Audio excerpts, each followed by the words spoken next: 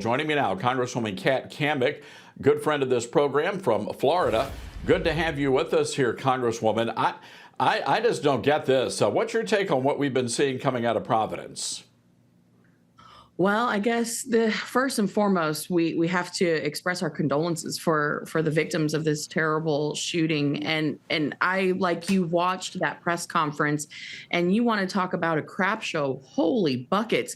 I mean, if it was any indication how bad it was going to be, they can't even get their own PowerPoint working to show the photos and the map of the area that they are canvassing. But what's crazy to me is none of them seem to have answers, first and foremost. But the other part of it is they don't seem to care to actually investigate, because what is popping up as evidence they don't seem to like, or it doesn't seem to fit a political narrative. So they're not really interested, it seems, in exploring the avenues that seem to be right in front of us. So it's really, really disheartening, especially for the victims' families, because at the end of the day, everyone wants to get to the truth. But if they're more interested in tiptoeing and walking around on eggshells rather than, quote unquote, hurting people's feelings, that's just really, really sad, and it doesn't serve justice for the victims or their families.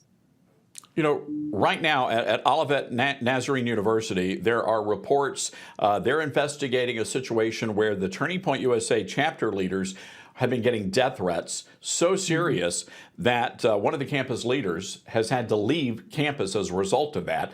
Yesterday, Senator Tommy Tuberville said he believes that Ella Cook, who's the vice president of the Brown University College Republicans, was, quote, targeted by the gunman for her political beliefs. How concerned are you that this could very well be the possibility, and the fact that kids are getting death threats now because of their conservative politics? Well, it's a continued escalation that we see all across the country on all college campuses. What used to be a space where students could debate freely and really dig into issues has become really an area where you have zero tolerance, which is ironic given that these are mostly the same crowd that drive around in Toyota Priuses with coexist bumper stickers on the back of them. But they really have no interest in, quote unquote, coexisting. They just want to shut down and shut up people who have differing viewpoints. And so when it comes to the safety and security of all students on campus, they're really only talking about one type, right? I have had interns on our campaign, but also in our office, our congressional office, who say they've had professors say, hey, maybe you should leave class early so you don't get beat up. Of course, we've heard for years where students are writing papers with a liberal slant so that they get a better grade, because if they write what they truly believe, then they fear that they'll get retaliated against by their professor. You've seen the hazing and the harassment of students on campus and the escalations of violence. It is absolutely a possibility that this student was targeted because of her conservative beliefs, which is all the more reason that we need to be getting down to the facts instead of tiptoeing around this ridiculous, politically correct investigation, when we just need to find out who did it, why they did it, and bring them to justice. That is exactly what needs to happen. It's really that simple at the end of the day. It's really that simple. Here's Democrat Senator Sheldon Whitehouse, represents Rhode Island, said this today about the shooting. Let's watch.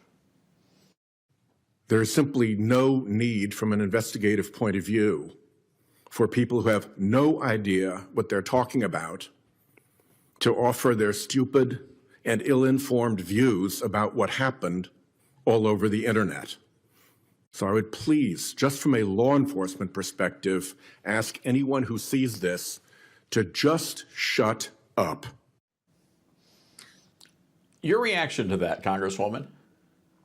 Well, it goes right to what I was just saying, Todd, in that the left, their MO has been to yell at you and shut you up, and that's in order to shut you down. I mean, that is what we're seeing across college campuses everywhere. The harassment and the hazing and intimidation of conservative students on every single college campus. And I do find it ironic that, again, this is supposed to be the side that preaches tolerance and peace, but they don't want to hear it. And when they talk about letting law enforcement do their job, for Pete's sakes, when a reporter asked, why was there not the critical incident, the mass alert go off in campus, they said, oh, an active shooter situation is not considered a use case for our emergency system. Yet you go on the website for that system and they're like, yeah, actually, this is one of the incidences when it would go off. Law enforcement isn't answering the question. So I think the senator would be best to really reflect on his comments. And if he's very serious about getting justice and getting the facts and helping law enforcement, well, then maybe untie their hands so they feel like they can actually investigate and do their job, because it's clear that people just don't do this out of, hey, it's a Thursday and we're gonna go shoot up a school. No, there are motives behind people's actions. And in this case, we believe that this person was targeted. And so we need to follow up on that. But again, I think the political correctness that we're seeing, this is no surprise given the state that it occurred in, which is truly sad. And again, I think that if we are going to get to law and order the way that President Trump has really worked tirelessly to get us into that space back again, we have to let law enforcement do their job rather than worrying about whose feelings we're going to hurt, and make sure that the facts are being followed. But right now, man, they just can't seem to get out of their own way. No, I think you're right about that. All right, we have to leave it there. Congresswoman, great to see you. Hope you and your family have a Merry Christmas.